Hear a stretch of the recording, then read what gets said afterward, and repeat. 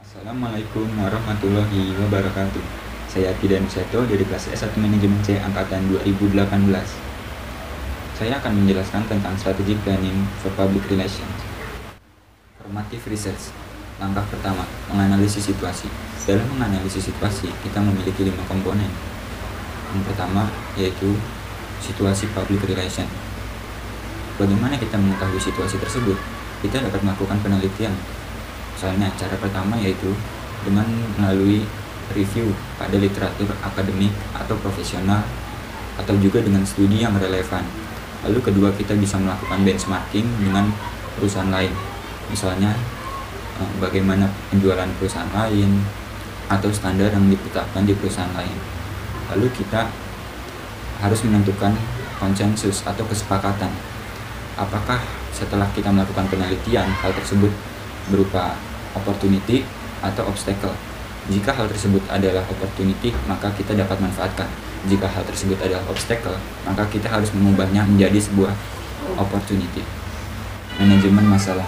Manajemen masalah adalah masalah yang timbul namun masih dapat dikendalikan oleh perusahaan. Lalu ada 6 tahapan proses manajemen masalah. Pertama, kita akan mengidentifikasi masalah yang akan datang, misalnya di bidang ekonomi, politik, teknologi. Lalu kedua, kita akan menganalisa dan meneliti setiap masalah tersebut. Di sini kita akan mengumpulkan data-data dan fakta-fakta tentang masalah tersebut. Yang ketiga, kita akan menentukan pilihan-pilihan bagaimana kita akan menanggapi masalah tersebut. Yang keempat, kita akan memilih sebuah pilihan yang hemat biaya, mudah diaplikasikan, dan sesuai dengan perusahaan, lalu mengembangkannya menjadi lebih spesifik lagi. Yang kelima, kita akan mengaplikasikan rencana yang kita pilih sebelumnya. Di sini kita harus menjamin apa yang diperlukan dapat terpenuhi. Yang keenam, kita akan mengevaluasi keefektifan rencana tersebut, baik selama pengaplikasian maupun setelah selesai.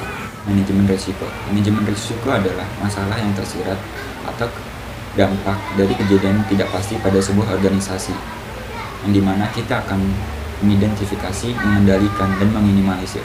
Contohnya, formula rahasia sebuah produk, di mana dalam mengidentifikasinya kita menentukan apa hal-hal yang sangat krusial. Lalu kedua, bagaimana kita mengendalikannya? Hanya orang-orang tertentu saja yang dapat mengetahui formula tersebut.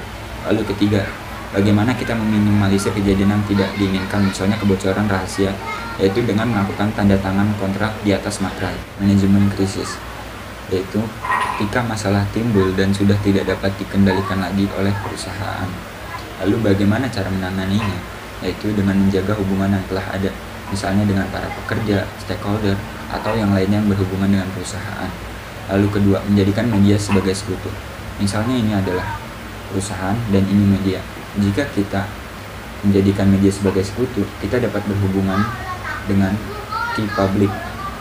Yang ketiga adalah memprioritaskan reputasi, misalnya memperbaiki kredibilitas atau kepercayaan perusahaan. Lalu yang keempat, kita harus dapat merespon secara cepat terhadap masalah yang timbul. Yang kelima yaitu penyingkapan. Kita harus menyediakan informasi-informasi tentang perusahaan sebanyak mungkin. Lalu yang keenam, one voice. Misalnya kita menunjuk seorang spokesperson sebagai representasi dari perusahaan. Public relation dan etika, yaitu tentang bagaimana organisasi dan klien membuat keputusan etika. Yang pertama ada deontological etika, yaitu pandangan yang mengatakan bahwa diri sendiri itu baik dan orang lain buruk. Lalu yang kedua ada theological etika, yaitu yang memandang tindakan yang bagus akan menghasilkan hasil yang bagus.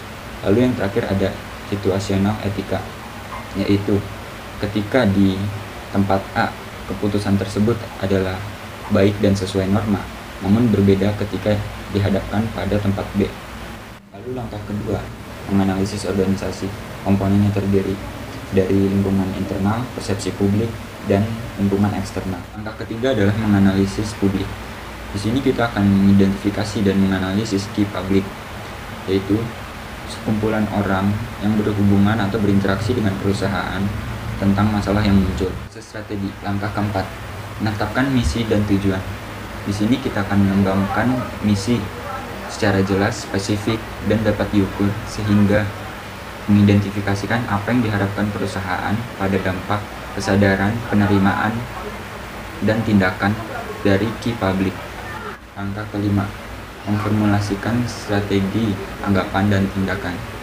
Pada langkah ini, jelaskan tentang apa yang dapat dikatakan perusahaan dan akan dikatakan perusahaan kepada publiknya. Langkah keenam, strategi penyampaian pesan. Pada langkah ini akan dijelaskan siapa orang yang akan menyampaikan pesan, lalu isi dari pesan tersebut, nada bicara dan gaya bicara orang tersebut, nonverbal maupun verbal, atau hal-hal lainnya yang berkaitan dengan penyampaian pesan. Fase taktik. Langkah ketujuh, memilih taktik komunikasi. Taktik komunikasi yang pertama ada face to face yang memunculkan keterlibatan individu, yang kedua media organisasi, yang ketiga media berita, yang keempat media iklan dan promosi. Langkah ke-8, pengimplementasian rencana strategi. Berdasarkan langkah sebelumnya, kita akan membuat program komunikasi.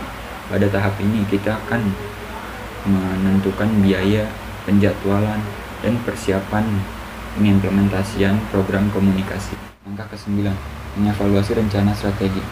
Pada langkah terakhir ini, kita akan menyatakan metode spesifik untuk mengukur keefektifan setiap taktik apakah telah sesuai dengan misi perusahaan.